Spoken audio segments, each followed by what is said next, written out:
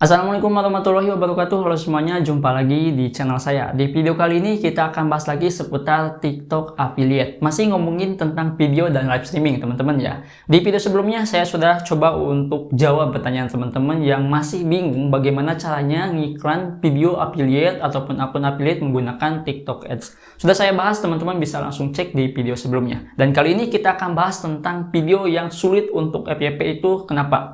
Nah, beberapa waktu lalu saya mencoba untuk ngeriset, mencoba untuk melihat beberapa kebijakan yang ada di bagian TikTok Academy. Apakah ada kebijakan baru ataupun tidak, termasuk kebijakan untuk seller dan affiliate. Setelah saya coba scroll, saya menemukan satu kebijakan yang perlu kita ketahui dan perlu saya sebarkan kepada kalian semua.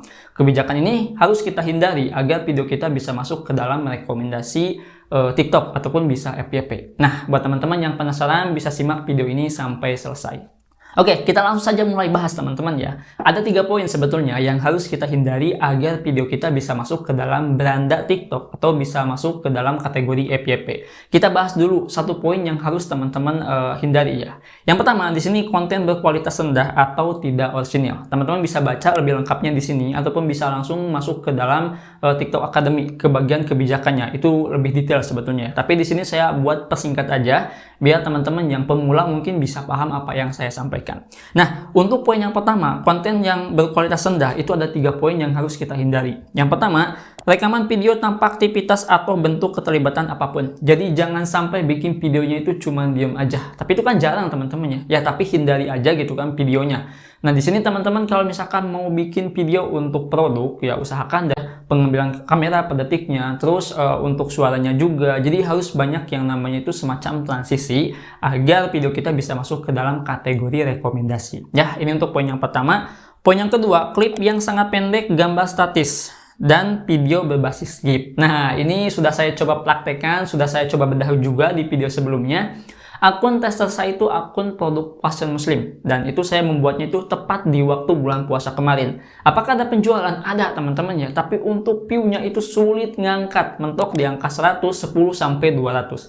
Akunnya bukan terkena shadow ban, tapi akunnya itu tidak memenuhi kriteria yang sudah dijelaskan di sini. Yang dimana gambar statis itu tidak diperbolehkan di video TikTok. Gambar statis itu kalau misalkan gini, teman-teman itu nggak mau ribet ya bikin video affiliate. Teman-teman cuma screenshot aja gambar ya, gambar produk di screenshot gitu kan. Terus langsung diekspor ke Capcut, pilih template yang cocok, terus langsung diekspor ke TikTok. Kayak gitu lebih simple kan, tinggal tautkan aja produknya kalau misalkan video audionya mendukung. Tapi itu dulu teman-temannya. Sekarang di sini dijelaskan itu nggak boleh. Nah, faktor inilah yang mengakibatkan video kita itu tidak masuk ke dalam rekomendasi TikTok. Sampai sini jelas ya. Ini yang nyampaikan itu kebijakannya teman-teman ya, bukan saya. Saya hanya menyampaikan tentang isinya aja ya.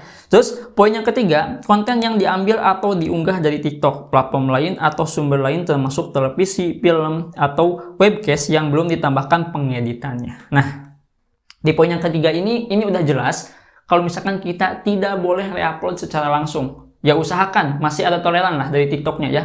Kita bisa edit dulu gitu kan. Setelah diedit dari mulai stiker, suara, transisi, efek itu mungkin tidak akan dianggap sebagai reupload. Dan di sini di reupload itu tidak diperbolehkan. Kenapa? Ya pastinya konsekuensinya video kita tidak akan masuk ke dalam rekomendasi TikTok. Nah, ini sudah saya coba tes juga teman-teman ya di akun bola saya. Sebetulnya akun bola saya itu reupload ya, tapi lebih ngambil per detiknya. 3 detik minimalnya, 5 detik maksimalnya. Itu alhamdulillah video saya itu masuk ke dalam ya FYP juga beberapa video teman-teman ya. Kenapa bisa seperti itu? Karena saya menambahkan tentang pengeditan dari mulai suara, transisi, dan yang lainnya. Sehingga TikTok tidak menganggap video saya itu reupload. Nah, kalau misalkan video seperti itu, apakah akan terkena pelanggaran ataupun tidak? Jelas kena ya. Akun bola saya sebetulnya kena pelanggaran karena melebihi 5 detik videonya. Nah, pelanggaran tersebut ada di bagian reputasi akun, teman-teman bisa cek ya nanti kalau misalkan mau pakai cara reupload ya. Tapi tenang saja, itu bisa dihapus teman-teman ya dengan cara mengikuti quiz point. Nah, quiz point itu bisa menghapus 2 pelanggaran yang sudah kita buat teman-teman ya. Itu sudah saya bahas ya di video sebelumnya. Bisa dicek aja ya di channel ini. Oke? Jadi itu ya di poin yang pertama, konten yang berkualitas rendah itu yang pertama karena ya videonya cuma diem aja, yang kedua karena gambar gitu kan, nggak ada semacam story selling, soft selling itu nggak ada, dan yang terakhirnya jangan sampai reupload. Kalau misalkan mau reupload, buat dulu pengeditannya ya. Itu yang pertama. Kita masuk ke poin yang kedua. Yang kedua, di sini konten yang menyesatkan, tidak otentik, atau spam. Nah, di sini dijelaskan teman-teman ya, menipu atau memanipulasi pengguna untuk secara tidak otentik meningkatkan pengikut, jumlah like, jumlah views, atau metrik keterlibatan lainnya di platform. Ini udah jelas, kita jangan sampai ngemis lah intinya ya, follow gitu kan, terus like juga, terus tonton juga.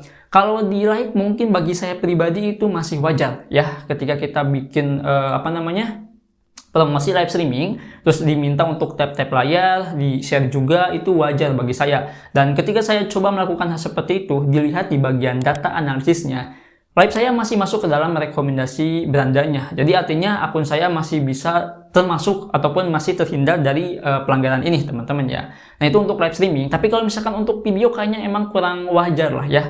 Ketika kita bikin video ataupun ada afiliator lain bikin video, kita komen ya untuk like kita, follow kita, apalagi pakai jasa suntik follow dan yang lainnya, itu nggak boleh teman-teman ya. Dan itu tidak akan masuk ke dalam rekomendasi FYP ya, ataupun ke dalam rekomendasi beranda video ya. Jadi di sini untuk poin yang kedua, teman-teman hindari hal seperti itu. Usahakan bikin aja video original. Like, follow, dan share itu mengikuti. Dari mana pengikutnya? Dari konten yang sudah teman-teman buat. Kalau misalkan menarik ya mungkin bakalan banyak yang suka teman-teman ya. Kalau misalkan gak menarik ya pastinya bakalan di skip ya.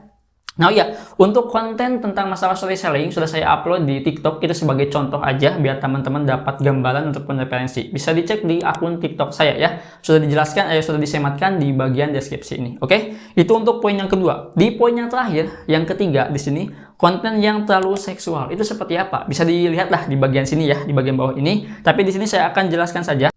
Di bagian sini tips sederhananya adalah jika Anda menjual pakaian, jangan mengganti pakaian di depan kamera. Ini udah jelas teman-teman ya. Kalau misalkan live streaming mungkin ya masuk akal sih ya. Ini kayaknya poin ketiga ini untuk live streaming. Jadi kalau misalkan nih kita ini lagi review celana mungkin ya, atau hoodie, tapi kebanyakannya hoodie teman-teman ya. Terus ada penonton yang minta untuk try on, coba pakai kah untuk hoodie yang itu. Nah teman-teman pakainya gimana tuh? Apakah langsung di depan kamera ataupun ke pinggir kamera dulu ya untuk ganti pakaian ataupun untuk pakai hoodie-nya. Kalau saya untuk review hoodie itu ke pinggir kamera dulu teman-teman ya. Nanti host yang kedua itu menjelaskan tentang testimoninya. Nah saya coba untuk pakai terus langsung saya coba review. Nah kalau saya itu seperti itu. Tapi kalau misalkan ngelihat dari kebijakan ini, emang kita nggak boleh ya seperti ini gitu kan, di depan kamera kita lepas baju terus kita coba langsung pakai hoodie-nya. Apalagi kalau misalkan celana ya, itu emang nggak boleh teman-teman ya. Jadi di poin yang ketiga ini usahakan untuk hindari hal tersebut agar tidak terkena yang namanya itu konten yang terlalu seksual. Dan pastinya ini kedetek teman-teman ya, kalau misalkan kita lihat ataupun kita baca di bagian pedomannya ya, seperti itu. Jadi itulah 3 poin yang harus kita hindari agar video kita bisa masuk ke dalam kategori FYP ataupun ke dalam beranda. Secara kesimpulannya apa? Secara kesimpulannya kita balik lagi ke isi konten yang kita buat. Kalau misalkan kontennya menarik, udah pasti masuk ke dalam beranda ya. Dan 3 elemen penting yang harus kita ketahui yaitu hindari 3 poin tersebut ya. Usahakan juga teman-teman itu buat yang namanya itu story selling, ataupun teman-teman juga bisa memasukkan audio yang tepat untuk produk yang teman-teman buat ya. Itu saja mungkin di video kali ini. Kalau misalkan suka dengan video ini, teman-teman like dan jangan lupa untuk subscribe channel ini untuk bisa mendapatkan informasi lebih tentang jualan online. Oke, itu saja mungkin ya. Dengan saya Adang, wassalamualaikum warahmatullahi wabarakatuh.